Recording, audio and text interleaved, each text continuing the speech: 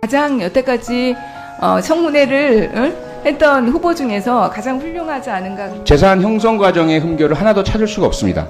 제가 결혼할 때 다짐한 게 있습니다. 평균인의 삶에서 벗어나지 않아야 되겠다 생각했습니다. 사실 김장하 선생이 안 계셨더라면 저는 판사가 못 됐을 거라고 생각합니다. 거듭 후보자의 도덕성에 대해서 존경을 표합니다. 부끄럽습니다.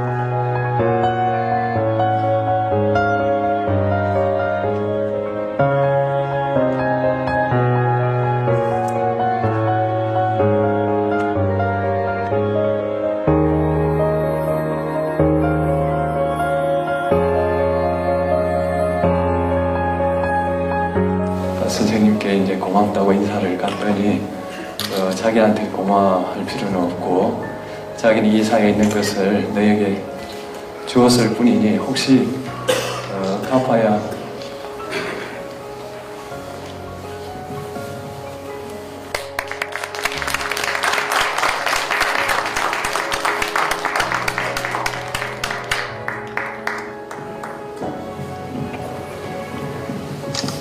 갚아야 된다고 생각하면 이 사회에 갚아라.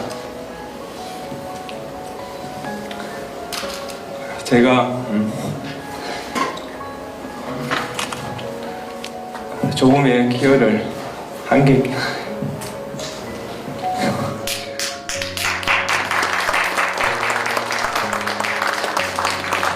있다면 그 말씀을 잊지 않았기 때문이라고 생각합니다. 저는 1965년 경남 하동군에서 가난한 농부의 3남 1녀 중 장남으로 태어났습니다. 낡은 교복과 교과서일 망정 물려받을 친척이 있어 중학교를 졸업할 수 있었고, 고등학교 2학년 때는 독지가인 김장하 선생을 만나 대학교 4학년까지 장학금을 받을 수 있었습니다. 덕분에 학업을 무사히 마칠 수 있었고 사법시험에도 합격할 수 있었습니다.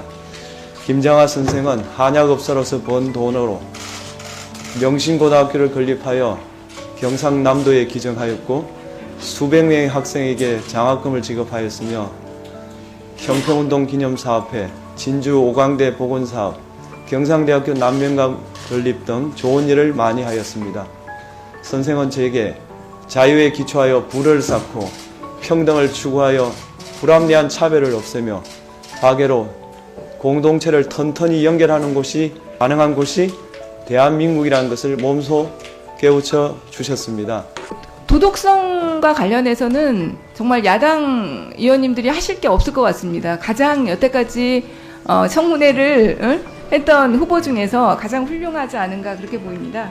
헌법재판관들, 그러니까 그 기본 평균 재산이 제가 보니까 한 20억쯤 되는 것 같습니다. 근데 지금 후보자 재산을 보니까 6억 7,545만 원이에요. 이렇게 신고해서 가장, 만약 헌법재판관이 되신다면 가장 작은 재산을 가진 헌법재판관이 되실 것 같은데, 그래도 27년 동안 법관 생활하셨는데 너무 가소한 거 아닌가? 뭐 특별한 이유라도 있습니까? 제가 결혼할 때 다짐한 게 있습니다. 평균인의 삶에서 벗어나지 않아야 되겠다 생각했습니다. 최근 통계를 봤는데 평균 재산이 가구당 한 3억 남짓 되는 걸로 알고 있습니다. 제 재산은 한 4억 조금 못 되는데요. 신고하신 그거는 아버지 재산이고요. 제 재산은 4억이 안 됩니다. 본인 재산은 이거는 그래서 평균 소득 재산까지 포함한 평균 재산을 좀 넘어선 것 같아서 제가 좀 반성하고 있습니다. 재산 형성 과정의 흠결을 하나도 찾을 수가 없습니다. 그리고 현재 보유하고 계신 재산도 청렴이라고 할 수 있을 정도이고요. 아파트 한 채, 차량 하나, 예금 일정 부분 정도밖에 없고요. 고위공직자들이 입법부 국회도 48% 정도의 국회의원들이 다주택자로 확인이 되고 있고요.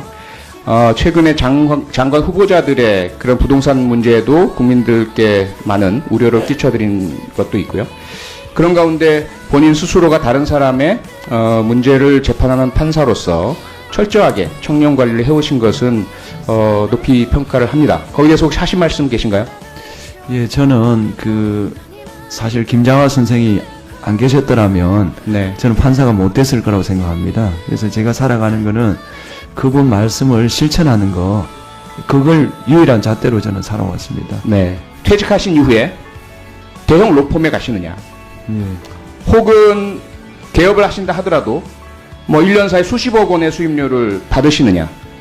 전관이 아닌 일반 판사들은 허덕허덕대면서 사무실 운영비용 내기도 어려운 상황인데, 그게 단적으로 이야기하는 정관예우의 현실 아니겠습니까? 동의하십니까? 네, 네. 네. 네.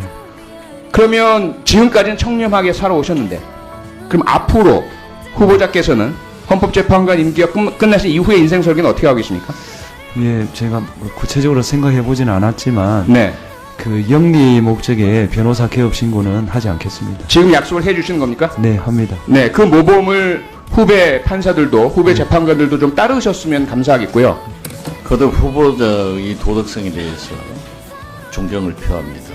부끄럽습니다. 근데 지금 진짜 우리 사회에서 왜 사법부 법관들이 존경을 받지 못하고 있는 일부 인사들이 있는가 하는 문제에 대해서 저는 우리 문영배 후보자만은 그 길을 가실 것 같아요.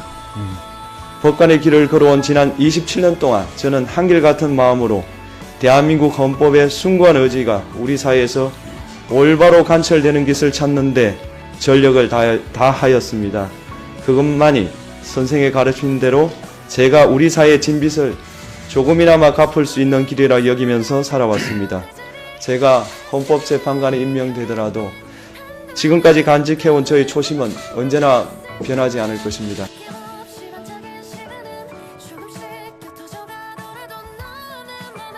국민 모두의 대통령으로서 자신을 지지하는 국민을 초월하여 사회 공동체를 통합시켜야 할 책무를 위반하였습니다. 민주공화국의 주권자인 대한국민의 신임을 중대하게 배반하였습니다. 결국 피청구인의 위법 행위는 국민의 신임을 배반한 것으로 헌법 소호의 관점에서 용납될 수 없는 중대한 법 위반 행위에 해당합니다. 주문, 피청구인 대통령 윤석열을 파면한다. 마치겠습니다.